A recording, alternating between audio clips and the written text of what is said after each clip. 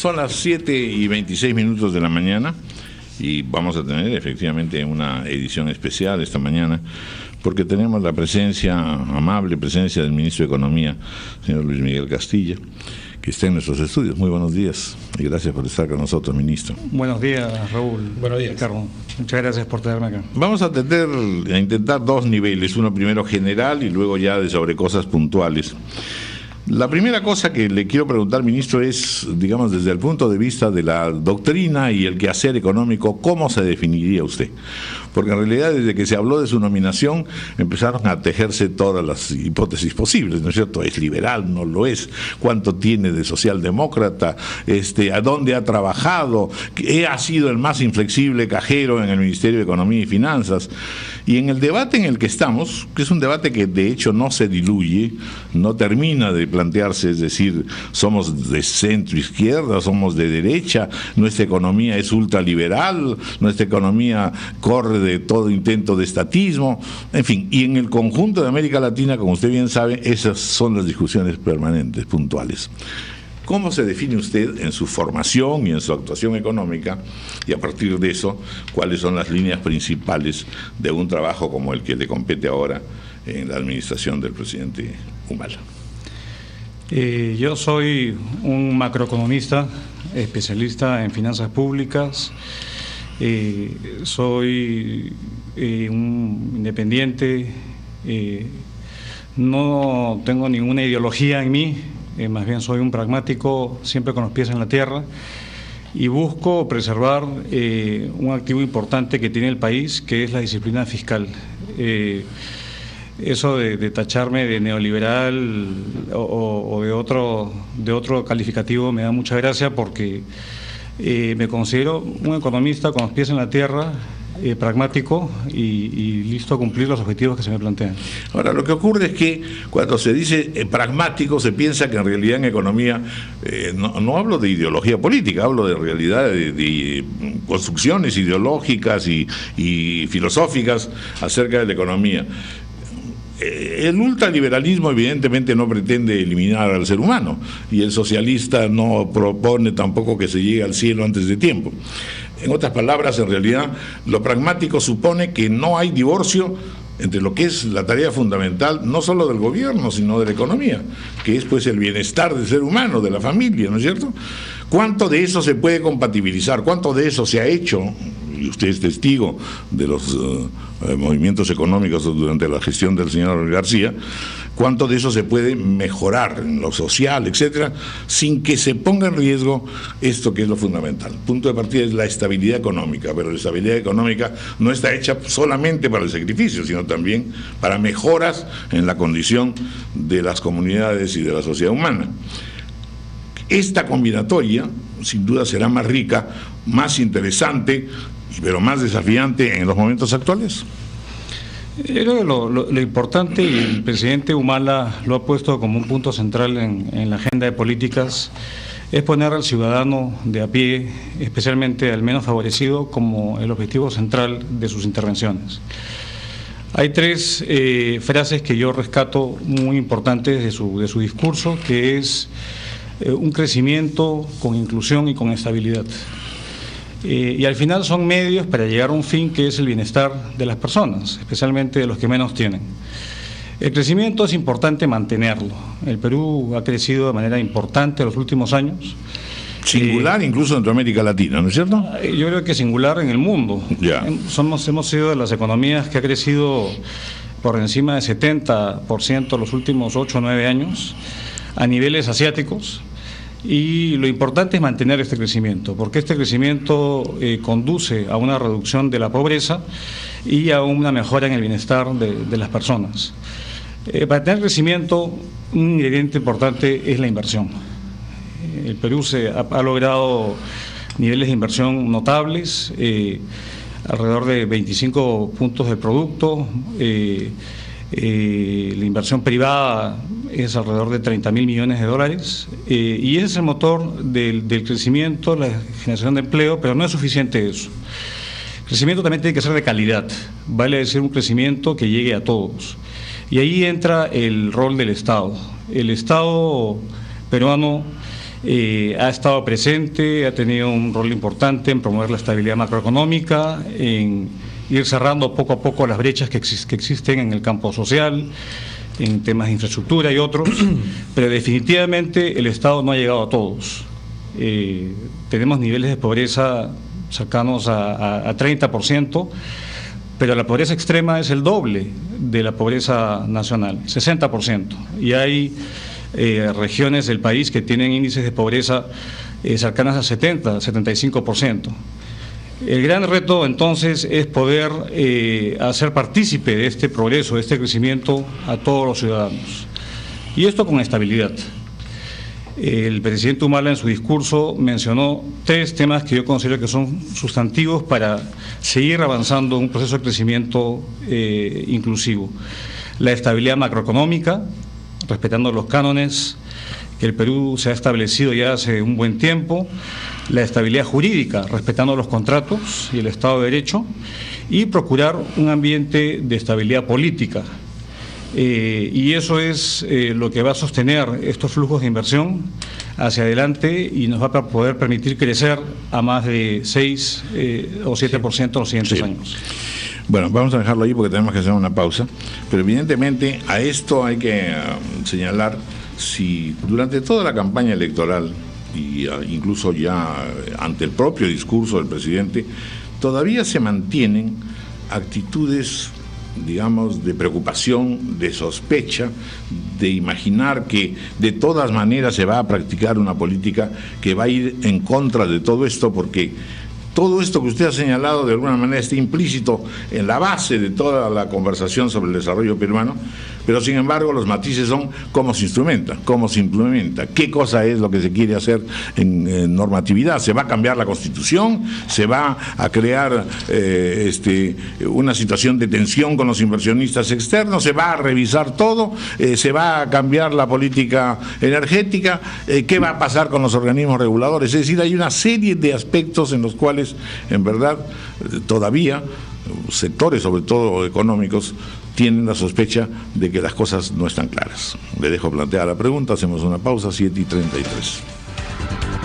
Hablando con el ministro de Economía, señor Luis Miguel Castillo, economista, la pregunta que le dejé pendiente en realidad se puede reducir a lo siguiente, es decir, ¿cómo se puede lograr vencer todavía la desconfianza, los temores, la idea de que en realidad se está tratando de una estrategia que luego se irá radicalizando para llegar a lo que llamaríamos pues un gobierno de centro-izquierda, en el mejor de los casos? Yo no calificaría, no haya ningún calificativo, es prematuro. Lo que tenemos son encargos muy puntuales de parte del presidente de la República. En principio, el encargo es poder reorientar los recursos públicos que tenemos en parte a los programas sociales. De hecho, esto 50% del presupuesto ya se le otorga a los sectores sociales, incluyendo el pago de pensiones. Y la idea es poder llegar a segmentos donde el Estado no está presente. Por ejemplo, los programas que han sido anunciados y que son de inmediata creación, como Pensión 65, Cuna Más, Beca 18 y otros, son programas que pretendemos implementar en el último trimestre del año. Estamos trabajando activamente en ello, también la ampliación de Juntos, y esto felizmente nos agarra en un buen momento, donde hay disponibilidad de recursos fiscales. El primer semestre hemos cerrado con un superávit por encima del 5% del producto, con bajos niveles de endeudamiento, entonces nos da un espacio para poder definitivamente brindar los recursos, pero que estos recursos se usen de manera eficiente y efectiva. Juntos, incluso, que ha sido un programa bien evaluado, con línea de base, que es una transferencia que se le da a las familias más pobres, sujetándolo a que el niño vaya a la escuela y la madre embarazada mantenga sus controles. Aún tiene 20% de filtraciones, vale decir que 20% se diluye, no llega al beneficiario final. Yo creo que la tarea es no solamente trabajar en estos programas y establecer nuevos, sino que funcionen adecuadamente. Ya, ahí es donde justamente yo quería hacer la última pregunta para que intervenga ya Ricardo. Nosotros el sábado tuvimos a 5 ministros aquí y fue muy interesante escucharlos, que naturalmente todos tenían sus proyectos y sus propósitos, pero en el fondo cada uno de ellos empezaba a decir: yo no puedo atenderlo solo como ministerios, que todos los temas son en realidad transversales, se necesita, en fin, una eficacia horizontal y una integración de los ministerios, etcétera. Y lo mismo ocurre si uno lo mira desde la perspectiva del gobierno regional o de los gobiernos locales. En otras palabras, en realidad, el espectáculo curioso es pues entonces el de una administración que tiene y tiene medios como para poder actuar mejor, pero lo que necesita es justamente ordenar al Estado, articular muchas de estas instancias que son en algunos casos repetición de esfuerzos, y eso debe configurar en consecuencia un gobierno distinto. ¿Cuánto de esto será posible en un relativamente corto trámite para poder potenciar precisamente los problemas sociales? Ya hemos tenido 3 reuniones de consejo en el cual se ha establecido, digamos, un espíritu de equipo importante, distintas personas que veníamos de posiciones y obligaciones distintas, y con el liderazgo del presidente Humala y el primer ministro, ya estamos trabajando en poder tener un trabajo de coordinación estrecha. En los programas sociales yo veo con muy buenos ojos que se cree una instancia rectora que pueda centralizar algunos de los programas sociales y dotar de eficiencia a la intervención. En el Perú existen muchos programas sociales, los focalizados suman alrededor de 8.000 millones de soles, y como comenté, la mitad del presupuesto va de cierta forma a los sectores sociales, educación, salud, protección social. El gran desafío es poder llegar a aquellos que no cuentan con una presencia de un servicio por parte del Estado, por ejemplo los ancianos de pobreza extrema, y a su vez que estas intervenciones sean eficaces. Hay muchos ejemplos, comenté el problema de Juntos, pero hay programas importantes como el vaso de leche, que tienen, digamos, filtraciones que alcanzan el 75%, vale decir, de cada sol que se invierte se pierden 75 céntimos. El SIS, que es el Sistema Seguro Integrado de Salud, tiene pérdidas cercanas al 45%. Entonces, si se hace una reingeniería de los programas sociales, se evitan duplicidades, se utilizan los mecanismos para una mejor focalización, vale decir, una identificación de los beneficiarios. Se sigue trabajando en el tema de identidad para evitar duplicidad. Se puede avanzar de manera importante. Y lo que yo rescato es poder tener un ministerio que se está diseñando, que centralice estos programas, que evite duplicidades y que se interese por el diseño y que sean programas eficaces y efectivos. Ahora, ministro, todo lo que usted nos dice suena bastante coherente, por supuesto, pero ¿cuánto de lo que usted nos dice es producto de las conversaciones que imagino ha tenido con el presidente Ollanta Humala? ¿Cuán convencido está él de mantener, de alguna manera, lo que se debatió durante la campaña, ¿no? El modelo, ¿qué entendemos por el modelo que está aplicando en nuestro país, que nos permite crecer, como usted ha señalado hace unos minutos, a este ritmo asiático? Porque el presidente también dijo durante la campaña y mencionaba que él tenía un modelo de una economía nacional de mercado. Él es así no nos gusten las etiquetas, él es un presidente que ha venido de la izquierda, del nacionalismo de izquierda de nuestro país, apuntalado por movimientos de izquierda y que reclaman, como lo ha dicho él mismo en su discurso inaugural, una participación del Estado más activa en cuanto a empresario en sectores que ellos consideran estratégicos. ¿Cuánto de eso ha sido conversado ya, o si es que eso lo dejamos todavía para más adelante? El presidente ha sido muy claro en su discurso, donde él menciona de que ningún extremo es bueno, ni el libre mercado, digamos, sin intervención pública, ni la intervención estatal a ultranza. Se busca llegar a un medio donde efectivamente el mercado funcione mejor y donde el Estado tenga participación donde no la tiene actualmente. Y no solamente se habla de más Estado, sino también se tiene que hablar de mejor Estado. Eficiente. Un Estado más eficiente, más cercano a la realidad y a las necesidades de la población, especialmente la que menos recursos y opciones tiene. Entrar en debates ideológicos de cuánto más Estado, cuánto menos Estado, qué tipo de modelo se va a hacer, yo creo que no es un debate fructífero. Más bien, lo importante es avanzar hacia construir, digamos, programas sociales que ciertamente lleguen a las personas que no tienen, digamos, ningún tipo de servicio por parte del Estado. Y con respecto a las empresas públicas, acordémonos que ya existen un número importante de empresas públicas en el holding de FONAFE, y son empresas que se han manejado de manera adecuada, que tienen rentabilidades importantes. Lo pone en primera Hoy plana. estábamos mencionando, ¿no? Las empresas públicas ganan 775 millones. ¿Algunas de son soles. eficientes? No, yo creo que son más eficientes de lo que pensamos y por ejemplo, yo tuve una conversación muy interesante con el futuro presidente de Petroperú, el señor Humberto Campodónico, y él está muy dispuesto de introducir incluso capital privado a empresas como Petroperú, siguiendo el modelo colombiano, Ecopetrol o de otros, para no solamente captar recursos frescos, sino para introducir mayor transparencia, mejor gestión, mejor gobierno corporativo.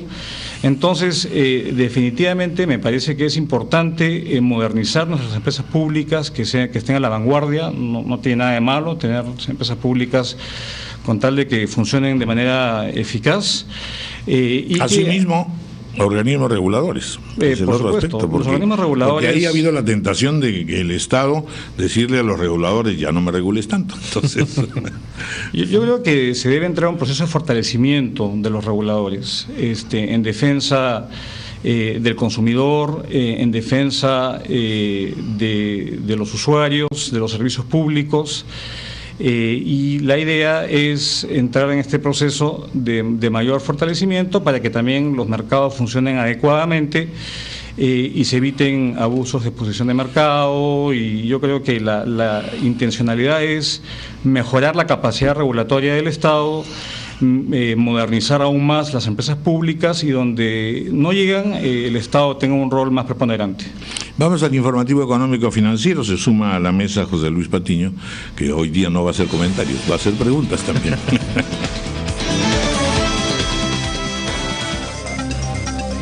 Bien, José Luis Patiño, muy buenos días. Buen día, Raúl. ¿Qué tal, José Luis? Ministro, muy buenos días, bienvenido. Gracias. Lánzate. Allá va. Bueno, las inquietudes de todo periodista económico es saber el equipo que va a rodear al nuevo ministro de Economía. ¿Nos puede anunciar en calidad de primicia de RPP quiénes van a ser sus nuevos viceministros?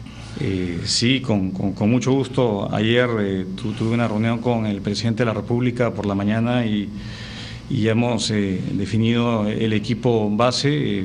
Como viceministra de Economía va a entrar la doctora Laura Calderón, que tiene una distinguida trayectoria en el sector público. Ella fue jefa de la SUNAT en el gobierno anterior y ha estado en el Fondo Monetario Internacional, mucha experiencia. Y como viceministro de Hacienda, el doctor Carlos Oliva. Él trabajó muchos años en el Banco Interamericano de Desarrollo y es especialista en temas de gestión pública y descentralización, lo cual es muy importante porque queremos tener una relación mucho más fluida, una presencia mucho más activa del Ministerio en las regiones. Ese es el equipo base y estamos en proceso, digamos, de hacer algunos ajustes, no muchos porque yo vengo de la gestión previa, entonces ya estamos montados en el caballo, hay que seguir nomás andando a un mayor ritmo para poder cumplir los objetivos planteados. Esta semana, de seguro que hoy día la bolsa y diversos agentes económicos van a estar un poco con la inquietud. Y Raúl lo señalaba. Y hay reacciones positivas en Europa, y Raúl lo señalaba subida general. El tema de cambios constitucionales. No le pregunto si es que va a haber o no, porque eso dependerá pues del liderazgo del presidente Ollanta y en coordinación con el Congreso, pero hablar de cambios constitucionales puede afectar un poco el sentimiento de confianza que se puede ir construyendo entre los inversionistas. Cualquier cambio siempre genera incertidumbre. El ministro de Justicia estuvo acá presente, yo lo escuché el fin de semana y fue muy enfático en la posición que tiene el gobierno. Yo creo que es un tema que en el momento no está en agenda. Con claridad hemos tenido reuniones con el presidente de la República y él nos ha dado ciertos encargos. Tenemos hasta el 30 de agosto para preparar el plan de gobierno que vamos a presentar al Congreso y a su vez también hacer modificaciones al proyecto de presupuesto de la República. Entonces, Yo me encuentro abocado a eso. Cualquier cambio en la Constitución, digamos, considero que no es un tema que está como prioridad uno en este momento, y más bien tenemos que avanzar en hacer viables las promesas y la plataforma que eligió el presidente de la República al gobierno. Vamos a hacer una pausa, son las 7:54.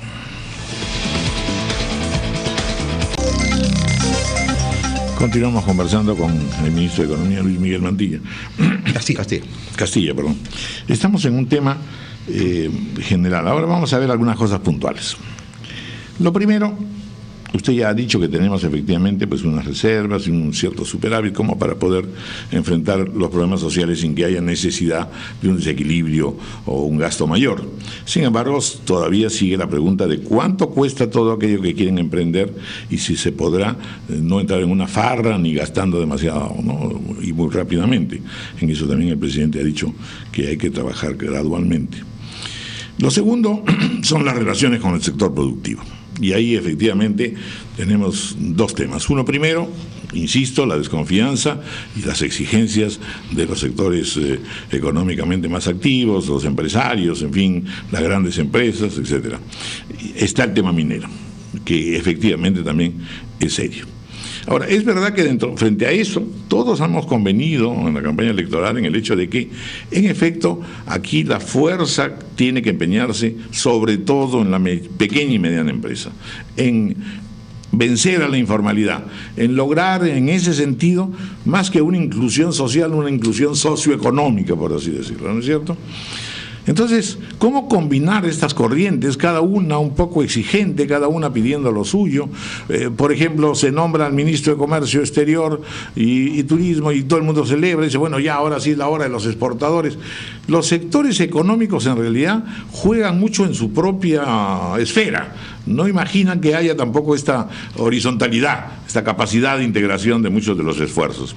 En otros términos, en realidad, un ministro de Economía está obligado a dar señales que permitan hacer trabajos en conjunto. Aquí no es solamente tal o cual sector.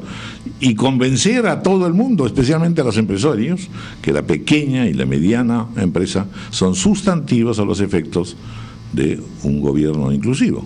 ¿Es así o no? Sin duda, y el tejido empresarial peruano en un 90% lo constituyen micro, pequeñas y medianas empresas. Con respecto a la primera pregunta, Raúl, ¿cuánto costará, digamos, implementar estas políticas sociales? Ya lo hemos venido cuantificando. Y sin duda son presupuestos que son totalmente manejables porque hay un concepto muy importante que es el de gradualidad y focalización hacia los distritos más pobres del país. El presidente ya lo ha mencionado, son 800 distritos los que se esperan llegar en un lapso de 5 años. Y ya tenemos la previsión presupuestal para empezar el tercer trimestre, el cuarto trimestre de este año. Hemos avanzado en actualizar el padrón de beneficiarios de pobreza extrema. El monto que estamos calculando no debe superar en el año 2012 los 1.000 millones de soles para estos nuevos programas sociales que existen. Y esto sin necesidad de generar ingresos adicionales nuevos. Con respecto a la PYME, es importante, y el presidente lo mencionó muy a la pasada, de que las políticas que se van a implementar también tienen que estar guiadas no solamente al tema de la inclusión social, que es un tema central, sino a crear una base de empleos dignos y formales. La formalidad o la informalidad es un gran problema que tenemos en el país. 8 de cada 10 trabajadores son informales, carecen de acceso a un seguro social o a otro tipo de beneficios, y estamos trabajando en políticas para propiciar una mayor formalización de este sector tan importante. Porque además ahí no solamente es el tema social, sino el tema tributario. Así es, y esto obviamente viene acompañado de aumentar la presión tributaria. Hoy en día nuestra presión es cercana a 15 puntos del producto.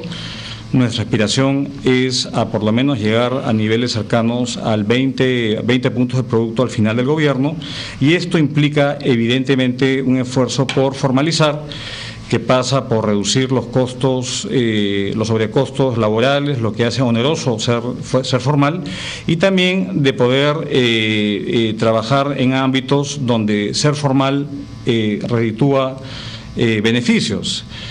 Estamos trabajando en temas que tienen que ver con acceso a financiamiento, temas que tienen que ver con fomentar cadenas productivas, nexos entre proveedores, entre gran y pequeña empresa, tratar de inducir procesos para que el trabajador independiente pueda cotizar, digamos, en un fondo de pensión y algún beneficio tributario que los induzca a lo mismo. Entonces, definitivamente que la formalización debe ir de la mano de las políticas de inclusión, porque esto es lo que le va a dar sostenibilidad al país. Los trabajos formales son más productivos y es la otra pata de crecimiento. No solamente es la inversión, sino es la productividad, el trabajo productivo como uno de los puntales del crecimiento económico.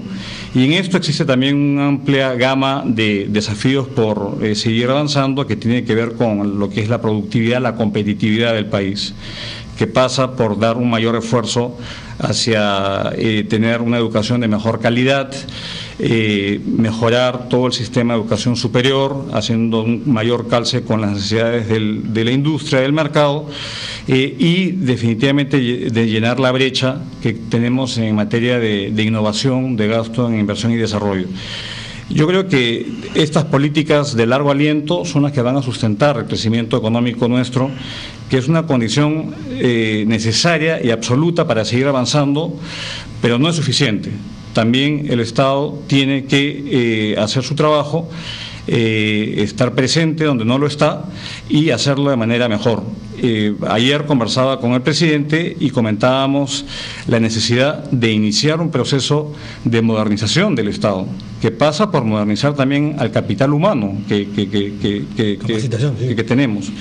Hay cerca de 2 millones de trabajadores o funcionarios públicos en distintos regímenes a nivel de todo el Estado, y es un sistema, un Estado un tanto desfasado de la realidad. Hay muchos regímenes que conviven, remuneraciones muy bajas, en algunos casos es difícil atraer al talento.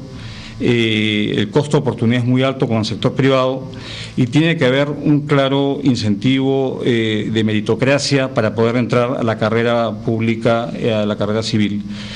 Este es un ámbito importante, no solamente en el tener un programa bien diseñado, bien financiado, sino tener el capital humano, las personas que gestionen estos programas. Ese es muy importante. Viejo sueño republicano, en realidad, poder tener una carrera administrativa. Ricardo. Ministro, definitivamente existe consenso respecto a un tema puntual. La minería, la actividad minera, a la actividad también por el tema de los precios internacionales, debe pagar más. La pregunta es, ¿cómo? ¿El impuesto que se le va a aplicar va a ser un impuesto? ¿Va a ser a las utilidades? ¿Va a ser a toda la actividad en general?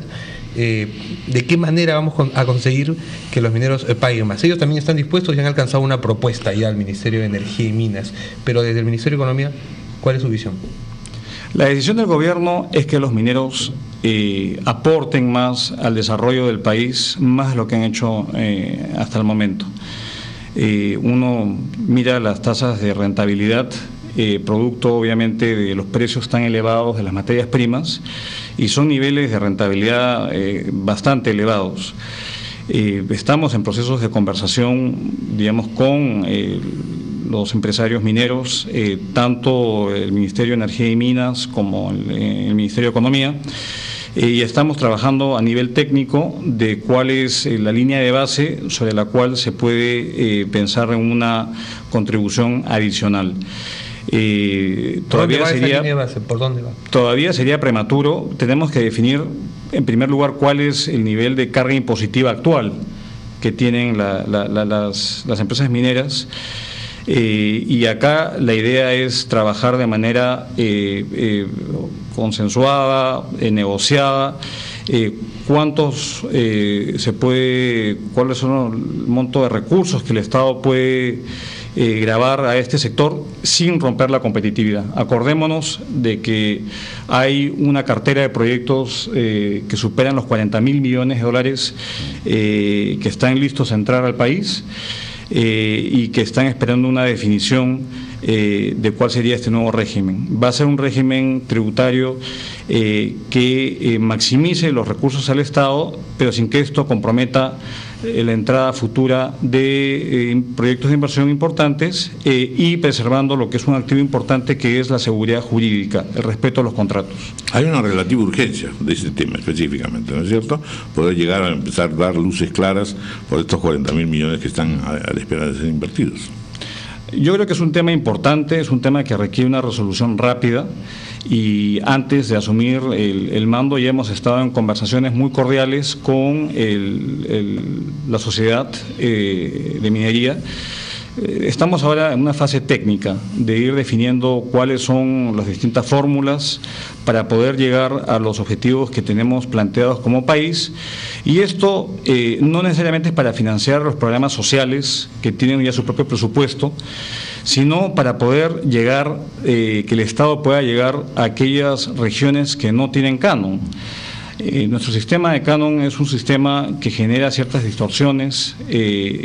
Básicamente el 80% de los recursos se centra en 8 regiones, pero tenemos otras tantas que no reciben recursos por canon. Entonces, y que son generalmente las que están bastante más pobres en algunos casos. Así es. La idea es generar recursos para el gobierno central para poder tener un esquema mucho más activo de redistribución de los recursos vía obra pública en aquellas regiones que no cuentan con canon.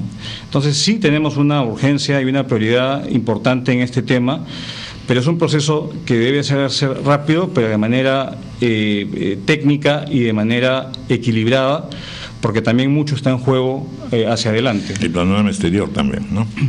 Correcto. Ministro, una promesa ha sido todo el paquete de programas sociales, los nuevos y los que ya están viables como juntos. Sin embargo, el otro paquete de propuestas es el tema de incrementos salariales, sobre todo a las Fuerzas Armadas, policiales, y en general el sector público. Usted ha hablado muy bien del deterioro que ha sufrido el aparato público a nivel de capital humano. ¿Qué hacer con eso? ¿Cómo se va a viabilizar esas promesas de incremento de los sueldos de los empleados públicos y de las Fuerzas Armadas y policiales? Acá viene un esfuerzo importante de parte del Estado. El sistema de remuneraciones de las Fuerzas Armadas y la Policía Nacional del Perú está muy desfasado y dentro del mismo es ciertamente inequitativo.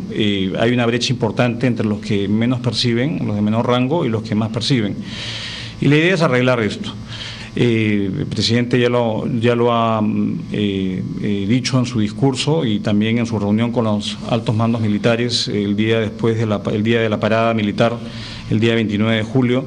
Vamos a trabajar de la mano con el Ministerio de Defensa, el Ministerio del Interior y los altos mandos militares para llegar a una fórmula por la cual se pueda iniciar un proceso de ordenamiento de las remuneraciones de las Fuerzas Armadas y la Policía Nacional del Perú, y a su vez sin que esto contravenga el bienestar de los pensionistas.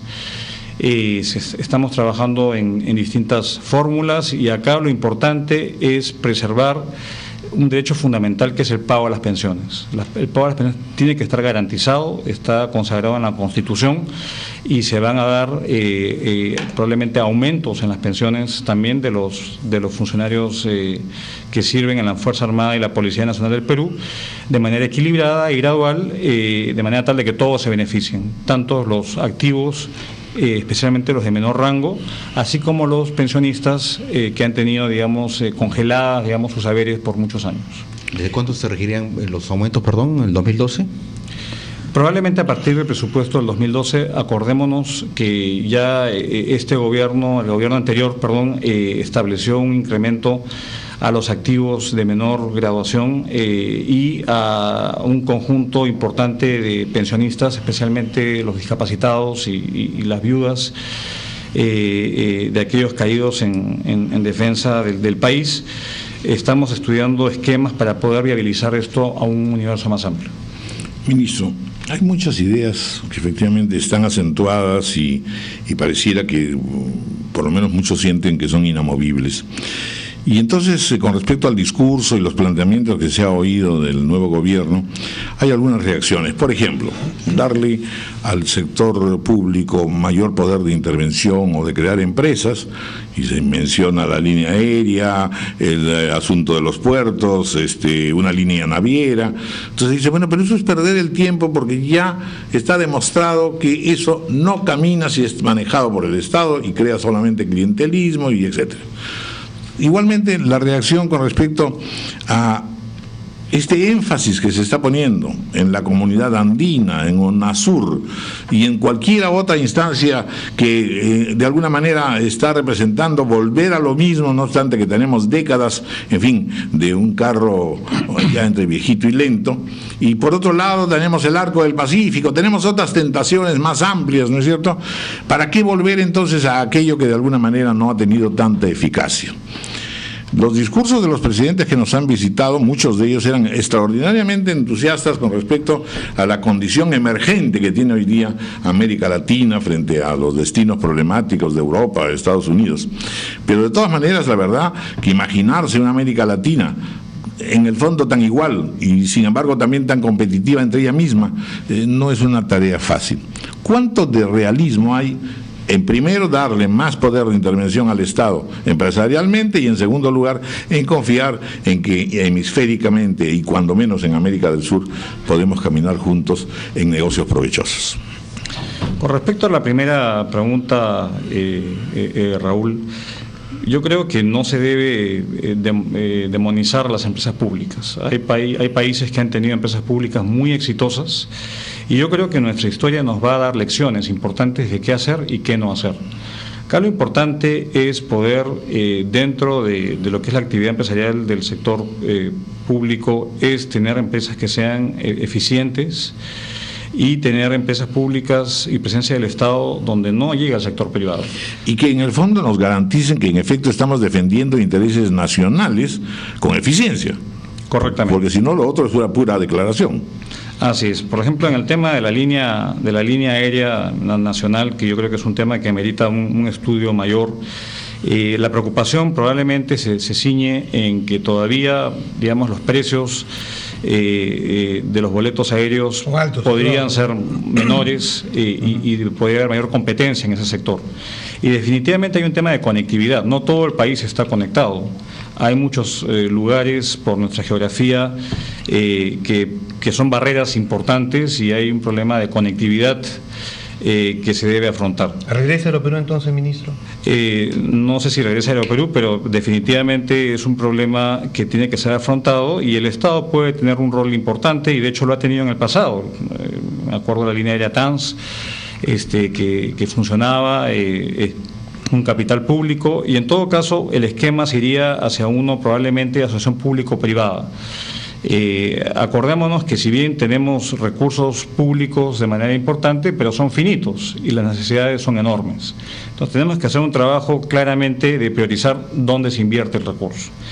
Con respecto a la política exterior, yo quisiera resaltar el primer, anuncio que hizo el presidente, que es una política exterior multilateral, vale decir, con énfasis en UNASUR, en la región, en la integración, pero no perder de vista que él ha dicho la palabra multilateral, lo que significa trabajar inteligentemente con todos los países con los cuales tengamos intereses comerciales y de inversión. El Perú está en una situación privilegiada al ser miembro del APEC y puede ser sin duda un puente de comunicación entre los países del UNASUR y el Asia. El Perú tiene una serie de tratados de libre comercio, básicamente el 85% de los socios comerciales está bajo un tratado de libre comercio y el Perú puede convertirse en una plataforma para que estos países vecinos que no tienen esos tratados puedan instalarse en el país y así exportar hacia otros lados. Entonces, yo creo que lo importante es poder trabajar de manera coordinada y aprovechar nuestras ventajas competitivas. Y una ventaja competitiva del Perú es que tiene acceso preferencial a mercados más allá de los regionales. Y el espíritu, creo yo, es de poder tener un ámbito de mayor solidaridad con nuestros vecinos. Los últimos años le hemos dado un poco la espalda a nuestros vecinos, excepto algunos casos puntuales como Brasil, donde ha habido un intercambio importante de inversiones. Hemos estado un poco desconectados de la región. Y la idea es poder reengancharnos con nuestros vecinos. La integración es un sueño anhelado desde hace mucho tiempo, y pueden haber ventajas muy importantes de funcionar como un mercado, un bloque más cohesionado. Y eso creo que es lo que está guiando la intención del presidente y del canciller en esta nueva dirección de la política exterior. Muy bien, señor ministro de Economía, Luis Miguel Castilla, muchísimas gracias por haber estado con nosotros. Le hemos robado unos minutitos, pero con buena intención. No, con mucho gusto estar acá, don Raúl, amigos, y espero poder compartir con ustedes de vez en cuando bueno, eso sería magnífico y tranquilizador para todos. Muchas gracias. Muchas gracias a ustedes. Y la mejor de las suertes, naturalmente. Muchas gracias. Buenos días. 8:17 de la mañana. Estamos cerrando también el económico financiero y vamos un ratito a RPP en el mundo también.